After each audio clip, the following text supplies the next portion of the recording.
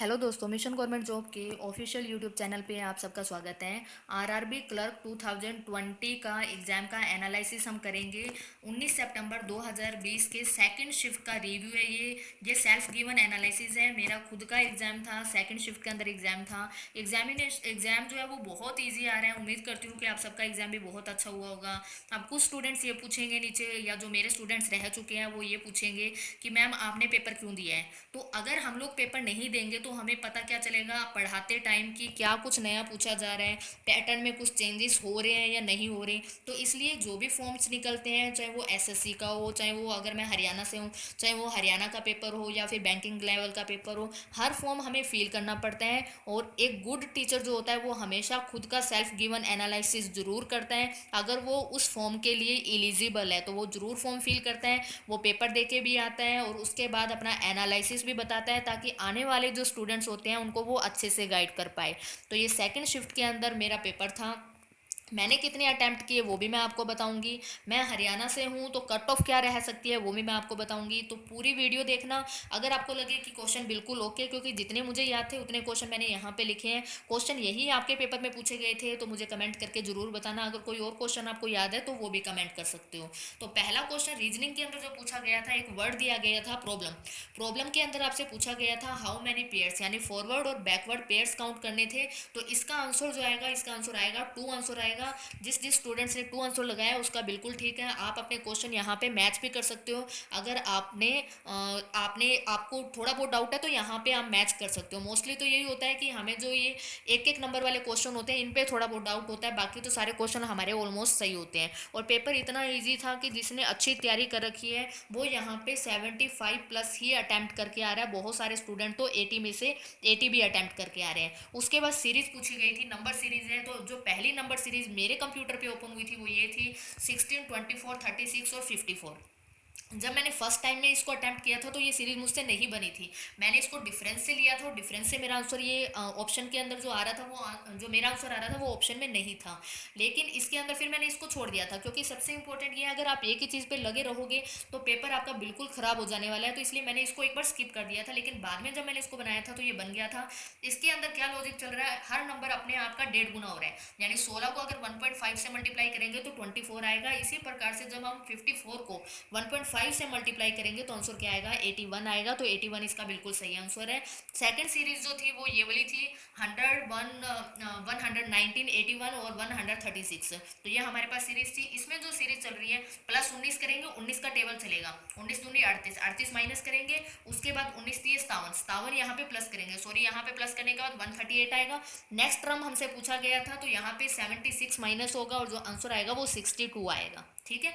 Next जो number series है उसके अंदर ये बिल्कुल आसान थी। इसके अंदर डिफरेंस चल रहा है यहाँ पे। तो पहला डिफरेंस हमारे पास कितने का आ रहा है, 9 का आ रहा है। उसके बाद अगर हम यहाँ पे चेक करेंगे तो यहाँ पे 25 का आ रहा है। उसके बाद अगर यहाँ पे चेक करेंगे तो 49, ये यानी कि सीरीज जो बन रही है 3 का स्क्वायर, 5 का स्क्वायर, 7 का स्क्वायर, ये 9 का स्क्वायर है। तो आगे 11 का स्क्वायर यानी 121 ऐड करेंगे तो 2 यानी 288 हमारा आंसर आ जाएगा। 288 हमारा आंसर आ जाएगा। नेक्स्ट सीरीज पॉइंट्स वाली सीरीज थी, लेकिन बिल्कुल इजी थी। इसके अंदर जो लॉजिक चल रहा था वो भी डिफरेंस से था। जब यहाँ पे आप डिफरेंस लोगे तो आपको ऑटोमेटिक पता चल जाएगा। जैसे 5.6 इसमें से माइनस करेंगे हम तो कितना आएगा, 1.9 आएगा। जब यहाँ पे हम माइनस करेंगे 3.9 तो 1.7 आएगा। तो 1.9 1.7, अब क्या करेंगे हम 1.5। तो जब 1.5 हम इसमें से माइनस करेंगे यहाँ पे तो आंसर क्या आएगा हमारा 2.4 आ जाएगा। उसके बाद 1.3 होना चाहिए, तो जब माइनस करके देखोगे तो बिल्कुल 1.1 आएगा।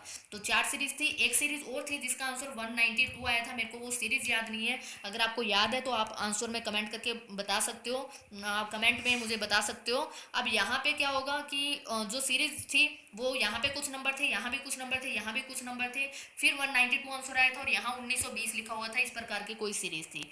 उसके बाद एक और वर्ड पूछा गया था, जूनियर पूछा गया था वर्ड। इसको अल्फ़ाबेटिकल ऑर्डर में लगाना था और कितने जो है इसके अंदर अपने ही पोजीशन पे रहेंगे, यानी कि चेंज नहीं होंगे, कितने अनचेंज रहेंगे। तो एक ये क्वेश्चन भी पेपर के अंदर पूछा गया था। अपने अटेम्प्ट भी मैं आप लोगों को बताऊंगी कि मैंने कितने अटेम्प्ट किए हैं। अर्थमेटिक बहुत ज़्यादा इजी था, कुछ नहीं था अर्थमेटिक के अंदर। रीजनिंग भी बहुत आसान पूछी गई थी। रीजनिंग में सिलोलिज्म से क्वेश्चन थे, इनक्वालिटी से क्वेश्चन थे। उसके बाद अनसर्टेन नंबर ऑफ पीपल का जो हमारा पजल आता है वो पजल यहाँ पे दे रखा था। अल्फा न्यूमेरिक सीरीज हमें दे रखी थी इसके अंदर। तो बिल्कुल आसान थी। हाँ, एक प्रॉब्लम मुझे जरूर आई थी, मुझे नहीं पता सब स्टूडेंट्स के साथ आई थी या नहीं आई थी, लेकिन मैंने एक प्रॉब्लम जो है वो वहाँ पे फेस करी थी कि जैसे ही मेरे पास स्क्रीन है, यहाँ पे ऑप्शंस है, अगर मैं उस ऑप्शंस के ऊपर टिक कर रही हूँ तो मेरा वहाँ पे वो टिक नहीं हो रहा है, मेरे को 2 बार टिक करना पड़ रहा है। और उसके बाद भी टिक करने के बाद जैसे ही मैं नेक्स्ट क्वेश्चन पे जा रही हूँ तो वो वाला जो जो मैंने वहाँ पे टिक किया वो अपने आप वापस रेड शो कर रहा है, यानी रेड शो कर रहा है, तो इसका मतलब वो क्वेश्चन सेव नहीं हुआ है। तो मुझे ये प्रॉब्लम काफ़ी आई। हर क्वेश्चन को मेरे को डबल डबल टाइम चेक करना पड़ा कि वो क्वेश्चन जो है वो सेव हुआ है या नहीं हुआ। यहाँ पे मेरा टाइम काफ़ी कंज्यूम हुआ। एक क्वेश्चन अर्थमेटिक से आया था, यहाँ पे बिल्कुल आसान था। 200 लीटर मिल्क बता रखा था, 40 लीटर वाटर भी बता रखा था, और ये बोला गया था अगर 40 लीटर वाटर और ऐड कर दें तो मिल्क और वाटर का रेशो क्या होगा। बिल्कुल सिंपल है, 200 मिल्क है और वाटर कितना हो गया, 80 हो गया, तो रेशो क्या बन जाएगा, 5:2। ठीक है, ये सिंप्लीफिकेशन से क्वेश्चन था। जब इसको सॉल्व करेंगे तो आंसर 9 आएगा हमारे पास। अनसर्टेन अगर आप लोगों ने बनाया है, अगर आप लोगों के 14% आ रहे हैं उस लाइन के अंदर, तो ये बिल्कुल ओके है, क्योंकि आंसर इसका 14 ही होगा। ठीक है, नंबर ऑफ पीपल उस लाइन में टोटल 14 बैठे हैं। एक और अर्थमेटिक से क्वेश्चन मुझे याद है, राइट एंगल ट्रायंगल का एरिया दे रखा है यहाँ पे, और उसकी जो हाइट होती है, उसकी जो हाइट है वो स्क्वायर का जो साइड है उसके बराबर है, और स्क्वायर का डायगोनल दे रखा है यहाँ पे। तो स्क्वायर के डायगोनल का फॉर्मूला क्या होता है, √2a होता है, और बराबर में क्या दे रखा है, 18√2 दे रखा है। तो ये कट जाएगा, a की वैल्यू 18 आ जाएगी। और ये जो हाइट है, राइट एंगल ट्रायंगल का फॉर्मूला क्या होता है, 1/2 बेस इंटू हाइट, यानी हाइट कितनी आ गई यहाँ पे, 18 आ जाएगा। यहाँ पे ये काटेंगे तो ये 9 आ जाएगा, यानी b/9 आ जाएगा। जब 9 से इसको डिवाइड करेंगे तो इसका आंसर 12 हो जाएगा। ये इसका बिल्कुल सही आंसर है। उसके बाद एक क्वेश्चन टाइम एंड वर्क से था। 24 मैन किसी काम को 40 दिन में करते हैं, अगर उसी काम को 1/3 यानी 8 मैन करें तो कितने दिनों में होगा, तो 120 दिनों में हो जाएगा। बिल्कुल सिंपल सा क्वेश्चन था। कंपाउंड इंटरेस्ट पे भी एक क्वेश्चन पूछा गया था, उसके अंदर जब प्रिंसिपल निकालना था तो वो 1800 आया था, उसके अंदर आई थिंक 225 ही जोड़ना था, तो 2025 हमारा आंसर बन रहा था। एक जो पूछा गया था कास्लेट डीआई दो तो डीआई सिंपल थी, एक बार ग्राफ थी, एक टेबल थी, वो बिल्कुल आसान थी। लेकिन एक डीआई जो थी वो कास्लेट थी, नाम मात्र की थी, पार्टनरशिप के ऊपर पूछी गई थी। दो क्वेश्चन तो बिल्कुल आसान से थे, यानी 3500 टोटल प्रॉफिट दे रखा था, बी का शेयर दे रखा था हमारे पास 1500, तो ए का शेयर पूछा गया था कितना होगा, 2000 होगा यहाँ पे। और एक्स की वैल्यू जो मेरी आई थी उसके अंदर जब सोल्व किया था तो एक्स की वैल्यू 6 आई थी, और वहां पे पूछ रखा था ए ने कितने मंथ के लिए इन्वेस्ट किया है, तो बी ने तो 6 मंथ के लिए किया था लेकिन ए ने 4 मंथ ज़्यादा के लिए इन्वेस्ट किया था। तो यहाँ पे आंसर आया था, जो पहला क्वेश्चन मेरे कंप्यूटर में ओपन हुआ था उसका आंसर 10 आया था। ए का शेयर पूछ रखा था तो 2000 आंसर आया था। एक क्वेश्चन और पूछ रखा था कि प्रॉफिट शेयरिंग रेशो क्या है, तो 2000 को जब हम 1500 और 2000 का रेशो निकालेंगे तो 500 के 20 और 5 दिए 15, तो ये प्रॉफिट शेयरिंग रेशो आया था। तो 3 क्वेश्चन इसके ऊपर पूछे गए थे, बाकी सारी सिंप्लीफिकेशन थी। बिल्कुल ही इजी पेपर था। मैंने जो अटैम्प्ट किए हैं आज के पेपर में, मेरे अटैम्प्ट है 79 मैंने अटैम्प्ट किए हैं। और अगर मुझे टिक करने वाली प्रॉब्लम नहीं होती, हर क्वेश्चन को दोबारा चेक नहीं करना पड़ता, तो ये 79 क्वेश्चन जो मेरे हो जाने थे 35 मिनट में कंप्लीट हो जाते। लेकिन ये क्वेश्चन मेरे 40 मिनट में इसी वजह से कंप्लीट हुए क्योंकि मेरे को काफ़ी प्रॉब्लम हो रही थी। हो सकता है मेरे ही माउस में प्रॉब्लम हो, सबके साथ हो ना हो ये मैं कुछ नहीं कह सकती। तो 79 मैंने क्वेश्चन किए हैं। रीजनिंग में मैंने पूरे 40 बनाए हैं, मैथ में मैंने 39 बनाए हैं।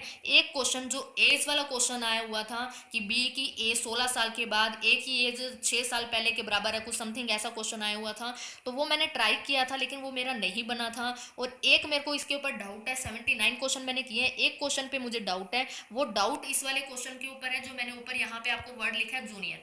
जब मैंने वहाँ पे ये क्वेश्चन पढ़ा था तो मैंने गलती से इसको ये पढ़ लिया था कि इसके अंदर पेयर्स बनाने हैं। उसके बाद जो ये प्रॉब्लम्स वाला क्वेश्चन था ये मेरा 40 नंबर पे आया था। जब मैंने इस क्वेश्चन को देखा था 40 नंबर के ऊपर, तब यहाँ पे एक पेयर्स यहाँ भी पूछ लिया, तब मेरे मन में डाउट आया था कि पीछे पेयर्स नहीं पूछा गया है, पीछे क्वेश्चन के अंदर कुछ और पूछा गया है। तो अब ये क्वेश्चन कौन से नंबर पे था ये मुझे ध्यान नहीं था। हालांकि 40 मिनट के अंदर मेरा एग्जाम जो है वो ओवर हो गया था, यानी मैंने सारा जो है वो कंप्लीट कर लिया था। उसके बाद मैंने कुछ एक सिंप्लीफिकेशन चेक कर ली थी, बहुत सारे ऐसे बच्चे भी हैं, हालांकि मेरे को यहाँ पे दोबारा चेक करना चाहिए था इस क्वेश्चन को, क्योंकि मुझे पता था कि ये क्वेश्चन मैंने गलत किया है। तो ये मैंने बहुत बड़ी मिस्टेक कर दी कि मैंने इस क्वेश्चन को दोबारा ढूंढा नहीं। मुझे लगा क्योंकि टिक करने में काफ़ी प्रॉब्लम हो रही थी, सेव एंड नेक्स्ट करने में भी प्रॉब्लम हो रही थी, मुझे ये डाउट था कि अगर मैं वापस से इसको ढूंढती हूँ तो कहीं मेरे जो क्वेश्चन मैंने किए हैं वो वापस से रेड होने शुरू ना हो जाए, कहीं मेरी सारी मेहनत वेस्ट ना हो जाए। अब आप लोगों ने कितने अटैम्प्ट किए हैं मुझे कमेंट करके ज़रूर बताना। कई ऐसे स्टूडेंट हैं जिन्होंने 80 में से 80 भी अटैम्प्ट किए हैं। कट ऑफ बहुत ज़्यादा जाती है। अगर मैं लास्ट ईयर की बात करूं तो मैं हरियाणा से हूं, तो लास्ट ईयर भी मैंने 78 अटैम्प्ट किए थे और हरियाणा की कट ऑफ 76 गई थी, और पंजाब की जो कट ऑफ गई थी वो 77.5 गई थी आई थिंक। जिस स्टूडेंट ने भी 80 अटैम्प्ट किए हैं, अगर उसके 2 क्वेश्चन भी गलत हो जाते हैं या 3 क्वेश्चन भी गलत हो जाते हैं, क्योंकि 1-2 क्वेश्चन तो गलत हो जाते हैं क्योंकि हमारे पास 45 ही मिनट होते हैं। और जब तक, अब हमें क्या पता था पेपर इतना ईजी था, हमें स्टार्टिंग से तो पूरी ज़्यादा मतलब बहुत ज़्यादा स्पीड रखनी पड़ेगी। अब हम हर क्वेश्चन को दोबारा तो चेक नहीं कर सकते ना। तो यहाँ पे यही होता है कि अगर आपके 2 या 3 क्वेश्चन भी गलत हो जाते हैं, अगर आप हरियाणा से हो, राजस्थान से हो, पंजाब से हो, तो इन एरिया में कट ऑफ बहुत ज़्यादा जाती है और बहुत बड़ा फ़र्क पड़ता है यहाँ पे आपकी एक्यूरेसी का। तो नीचे कमेंट करके ज़रूर बताना। अगर आपको कोई क्वेश्चन याद है तो वो भी बताना। आपके अटैम्प्ट कितने हुए वो मुझे ज़रूर नीचे कमेंट करना। एक्यूरेसी कितनी है वो ज़रूर कमेंट करना। रिजल्ट आएगा तो अपना स्कोर कार्ड आप लोगों के साथ मैं ज़रूर शेयर करूँगी कि मैंने 79 अटैम्प्ट किए हैं, एक क्वेश्चन मेरा गलत है जूनियर वाला, उसके बाद मेरे मार्क्स कितने आए वो मैं आप लोगों को ज़रूर दिखाऊंगी। तो ये हमारी आज की वीडियो थी। वीडियो अगर पसंद आई है तो ज़रूर शेयर करना। जिन स्टूडेंट्स का आगे एग्जाम है उनको बिल्कुल नर्वस नहीं होना है, एग्जाम बिल्कुल आसान है। अगर आपने 3-4 महीने अच्छे से तैयारी की हुई है तो एग्जाम में आप पूरे 875 प्लस आप आराम से कर सकते हो। नर्वस बिल्कुल भी नहीं होना है। अगर आप नर्वस हो गए तो पजल आपसे नहीं बनेगा, चाहे वो कितना भी छोटा पजल हो, आपसे वो पजल नहीं बन पाएगा। और अगर आपका पजल हाथ से गया 5 नंबर का, यानी आपका पेपर हाथ से गया, मैं जनरल कैटेगरी की मोस्टली यहाँ पे बात कर रही हूँ क्योंकि कट ऑफ 76 और 77.5 ये मैंने हरियाणा और पंजाब की आपको बता दी है, ठीक है। टेंशन बिल्कुल नहीं लेनी है। जिन स्टूडेंट्स ने अच्छे अटैम्प्ट किए हैं 75 प्लस उन्होंने अटैम्प्ट किया, वो अपने मेंस की तैयारी स्टार्ट कर दीजिए, क्योंकि रिजल्ट आने के बाद आपको मेंस के लिए टाइम नहीं मिलेगा। तो जल्दी से अपने मेंस की तैयारी शुरू कर दीजिए। वीडियो कैसी लगी कमेंट में ज़रूर बताना। Thank you.